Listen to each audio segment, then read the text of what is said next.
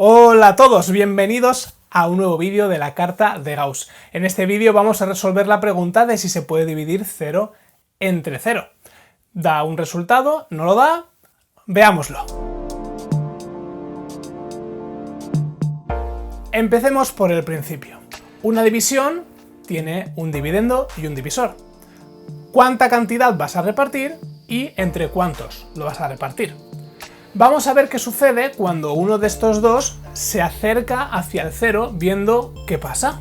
Si da algo que tiene sentido, si no tiene sentido, si podemos sacar alguna conclusión de esto. Empecemos por ejemplo con el número 36. Lo he escogido porque se puede dividir entre muchos otros sin querer decimales, así que da algo sencillo. 36 entre sí mismo, entre 36, da 1 como resultado. Otra división que podemos hacer haciendo más pequeño el divisor es 36 entre, por ejemplo, 18, que da 2. Como podemos ver, al menguar el divisor hemos aumentado el resultado, lo cual tiene sentido si veis el resto de divisiones. Ya las tenéis todas en pantalla. Os podéis fijar que a cuantos menos somos, a más tocamos, cosa que pues lo sabe todo el mundo. Podemos ver entonces que cuanto más te acercas a 0 al dividir, más grande es el resultado. Si te acercas a la nada, tal vez de algo infinito. Luego veremos. Ahora vamos a ver qué sucede si el dividendo es el que se hace cada vez más pequeño. Empecemos con un número grande, 80. 80 entre 4 da como resultado 20. Si yo hago más pequeño el 80 pero sigo dividiéndolo entre 4, por ejemplo 40 entre 4, da como resultado 10. Si observamos, hemos hecho más pequeño el 80 y se ha hecho más pequeño el resultado también. Y esto podemos verlo también en el resto de fracciones que aparecen ahora en pantalla. Y tiene sentido. A menos cantidad a repartir, pues a menos tocamos también. Bien, pues hasta aquí. ¿Qué podemos deducir? Si el dividendo se acerca a 0, da un resultado que se acerca cada vez más a 0, a nada. Y si el divisor se acerca a 0, el resultado da cada vez más grande. Puede darse el que sea muy, pero inmensamente grande. ¿Qué sucede ahora? Algo muy pequeño entre algo demasiado grande. Da 0, da infinito, no da nada.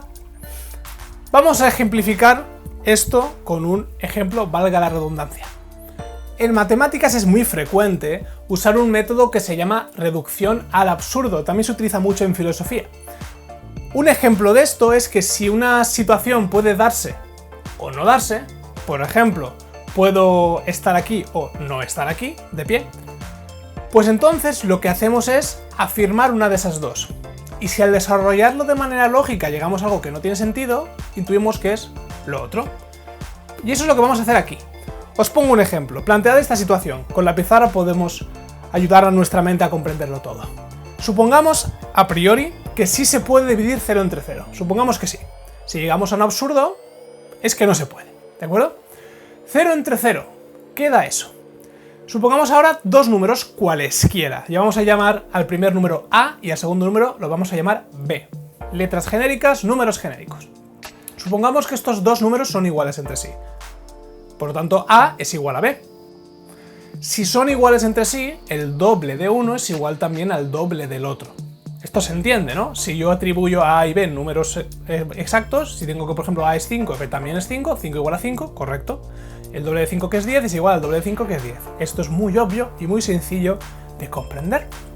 Ahora bien, si estos dos números son iguales entre sí y su doble entre ellos también es igual, si yo a uno le quito el otro en una resta, el resultado va a darme 0. Tengo por tanto que A menos B es 0 y 2A menos 2B es 0 también. ¿Qué sucede aquí? Que como ambos resultados dan 0, los puedo igualar entre sí, porque ambos dan el mismo resultado. A menos B es por tanto lo mismo que 2A menos 2B. Hasta aquí todo bien, tiene sentido, es una relación algebraica muy sencilla de sumar, restar y multiplicar. ¿De acuerdo? Incluso los que lo tenéis un poco oxidado podéis comprenderlo. Ahora bien, ¿qué sucede aquí? Yo puedo extraer factor común, esto a lo mejor a los más mayores os venga un poco de hace tiempo que no lo veis, pero podemos hacerlo. Si yo tengo una serie de cosas sumándose o restándose, y un número multiplicando a todo ello, lo puedo extraer. Y lo demás, englobarlo en un paréntesis. Y eso es lo que vamos a hacer. A menos b es lo mismo que 1 por a menos b. Porque al fin y al cabo multiplicar por 1 no cambia nada. Es el elemento neutro del producto, que se dice. Y 2a menos 2b es lo mismo que extraer el 2 y decir que es 2 por a menos b. Tal y como veis en la pizarra. Entonces, si yo tengo en una igualdad lo mismo a la izquierda y lo mismo a la derecha, multiplicándose, sumándose, o sea, haciendo la misma operación, lo puedo omitir, lo puedo quitar. ¿Por qué? Y aquí está el paso importante. Si yo, por ejemplo, tengo una ecuación que sea 2x igual a 2 por 2, yo tengo que la x es 2. ¿Cómo he hecho esto?